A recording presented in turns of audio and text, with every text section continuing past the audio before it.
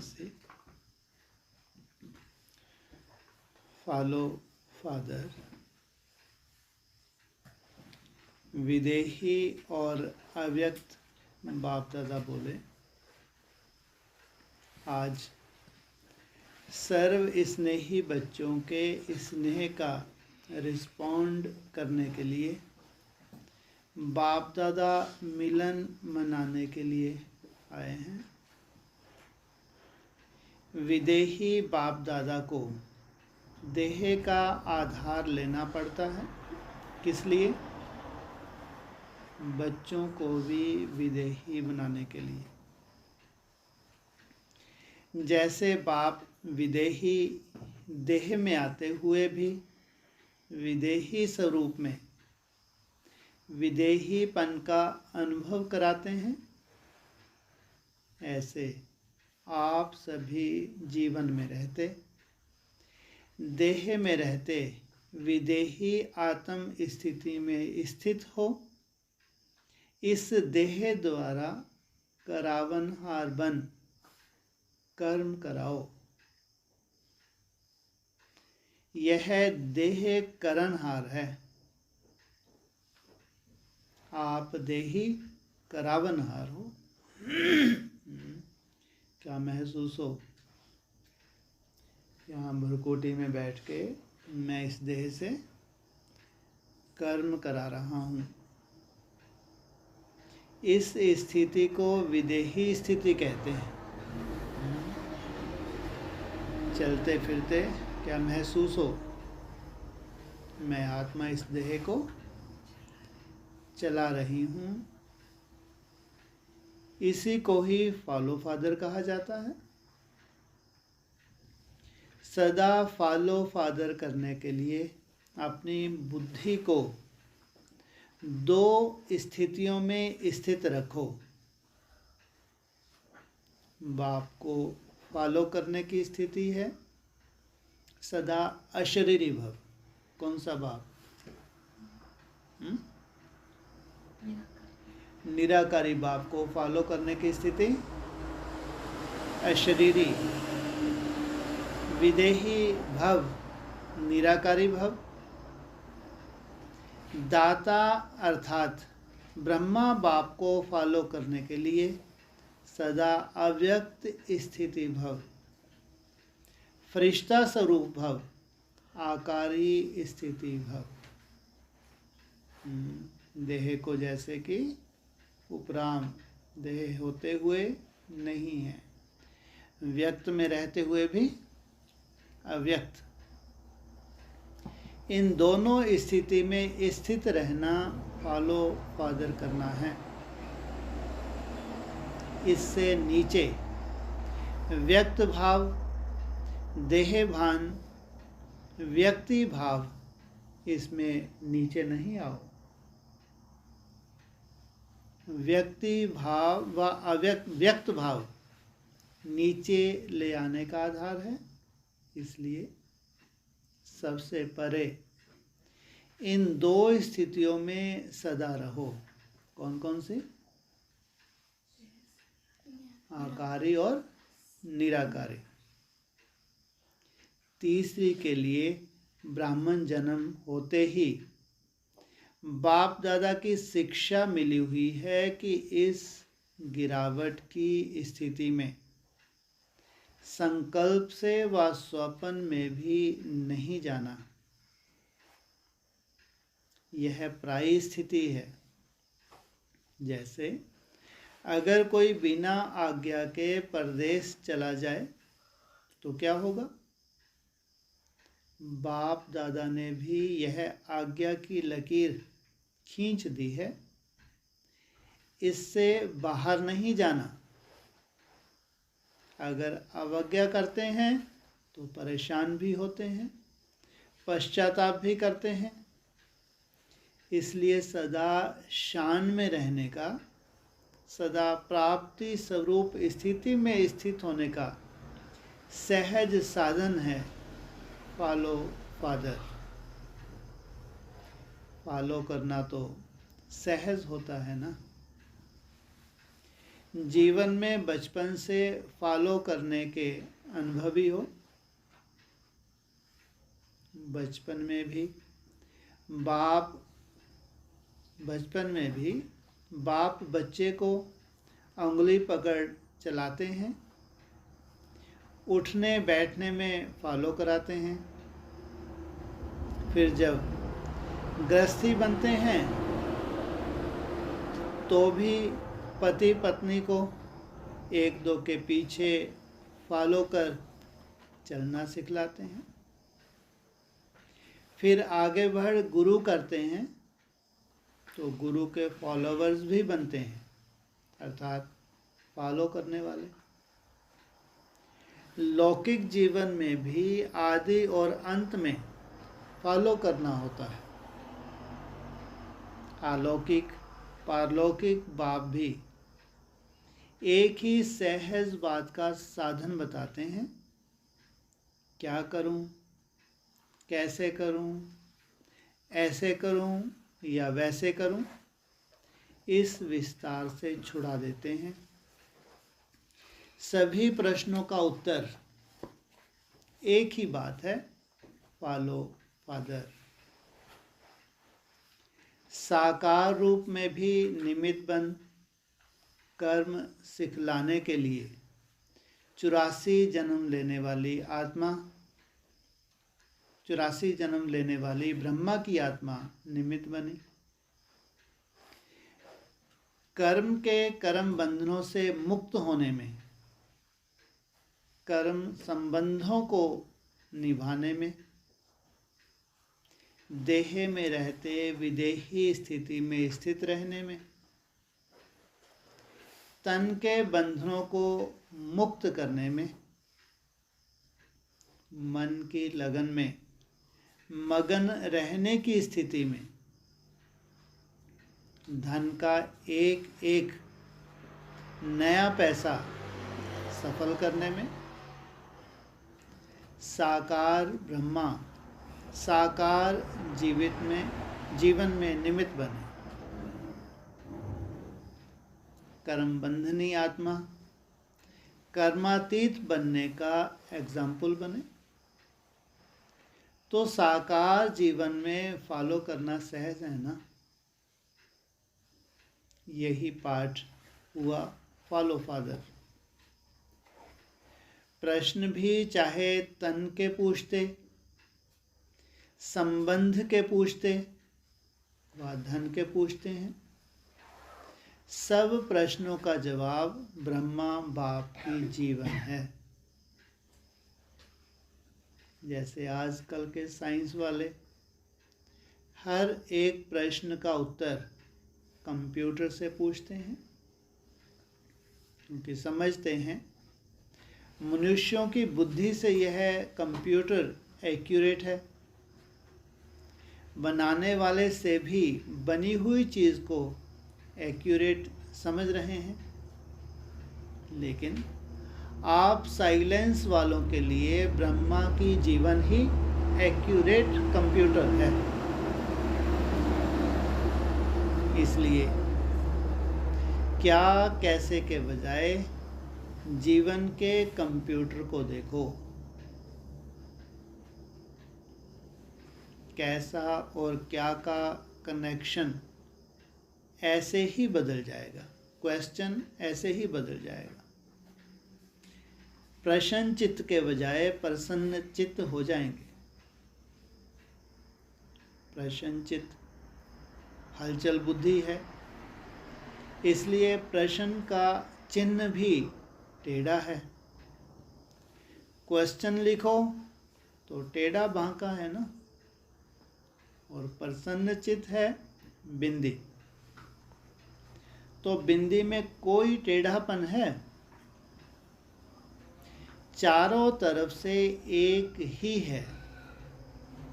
बिंदी को किसी भी तरफ से देखो तो सीधे ही देखेंगे।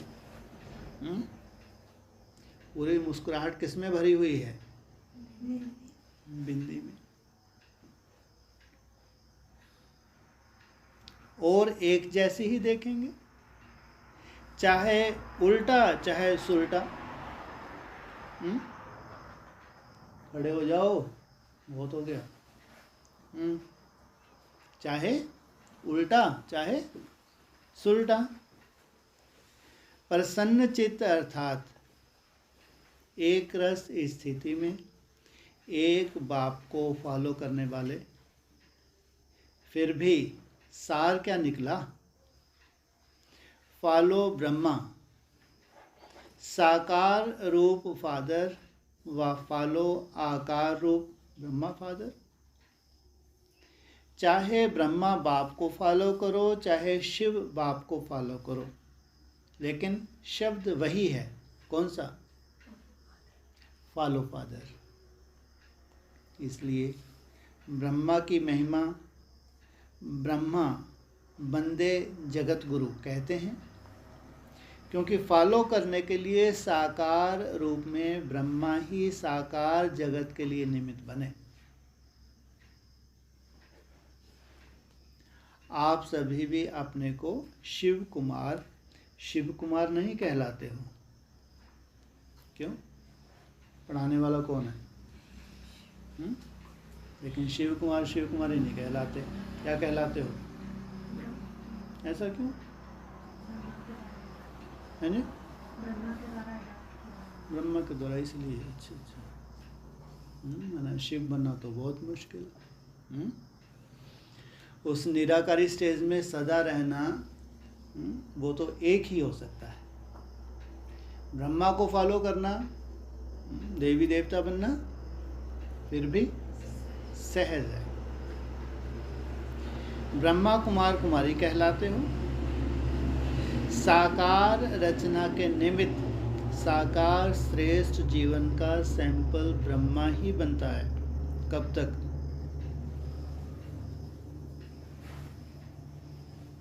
हाँ जी, क्या बोला?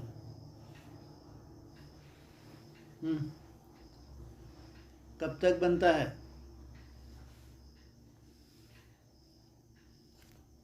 बनता ही नहीं है?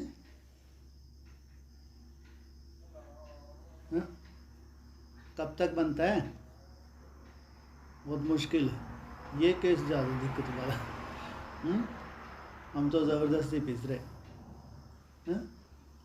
बोलो।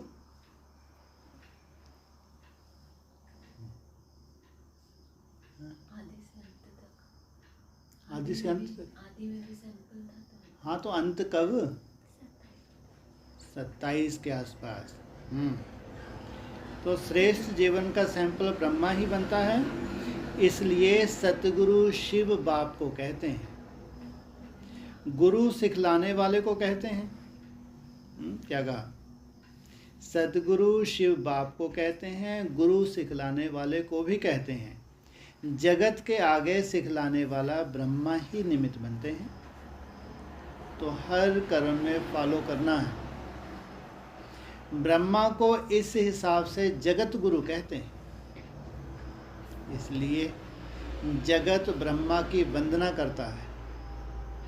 जगत पिता का टाइटल भी ब्रह्मा का है। विष्णु को व शंकर को प्रजापिता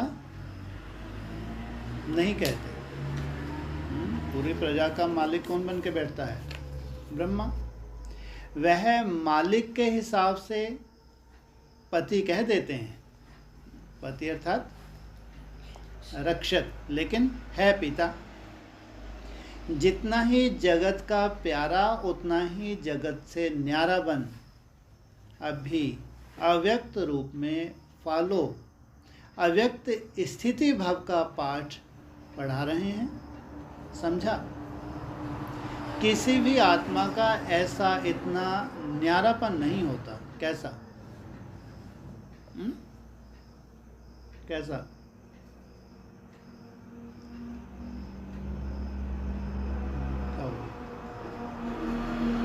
किसी भी आत्मा का इतना न्यारापन नहीं होता। कैसा है?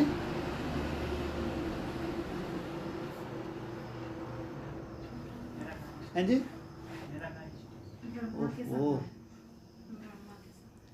ब्रह्मा समान। यह न्यारेपन की ब्रह्मा की कहानी फिर सुनाएंगे। मना शिव बाप तो है ही सदा न्यारा, लेकिन सिखाते क्या है? बाप समान माना यहाँ सब में रहते हुए न्यारा बनना। आज तो अशरीरी को भी, आज तो शरीर को भी संभालना है। बाप भी संभालते हैं शरीर को, तो हमको भी संभालना है।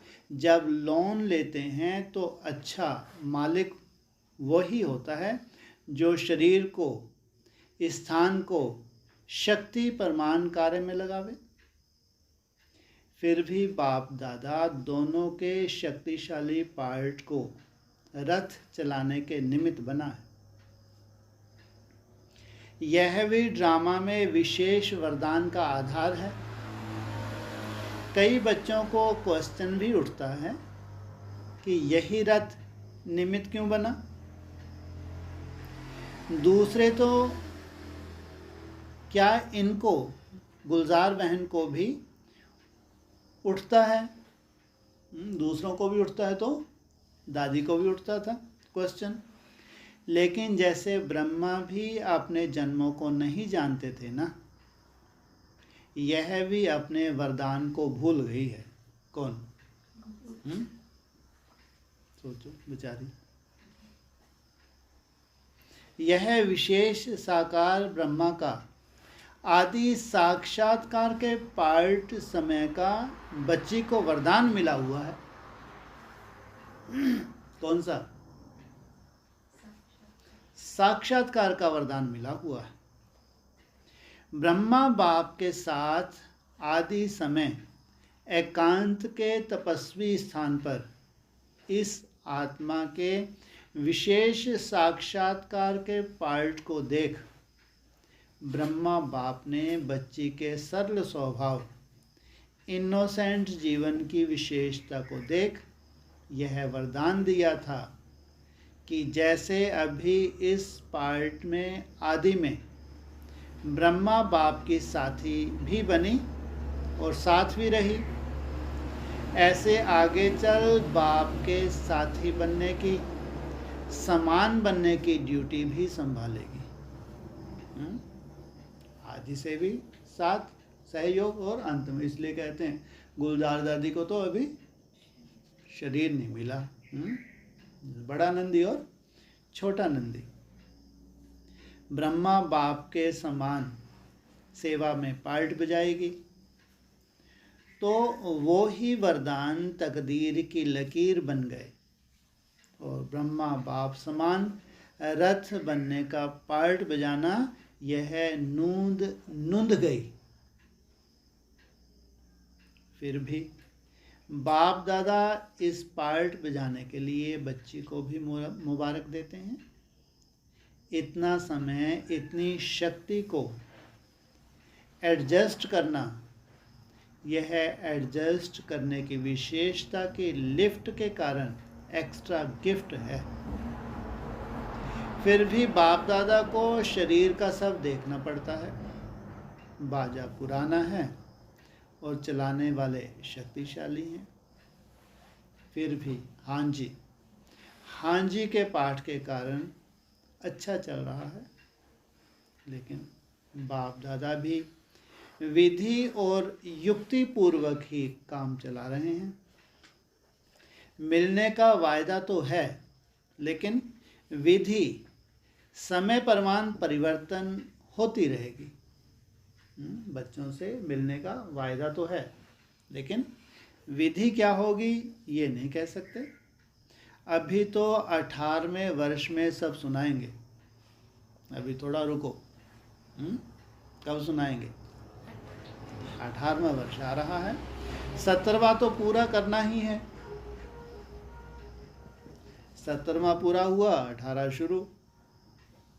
अच्छा, सब फॉलो फादर करने वाले सहज पुरुषार्थी बच्चों को, सदा प्रसन्नचित विशेष आत्माओं को, सदा करावनहार बन देह से कर्म कराने वाले मास्टर रचयिता बच्चों को, ऐसे बाप दादा के स्नेह का जीवन द्वारा रेस्पॉन्ड देने वाले बच्चों को स्नेह संपन्न याद प्यार और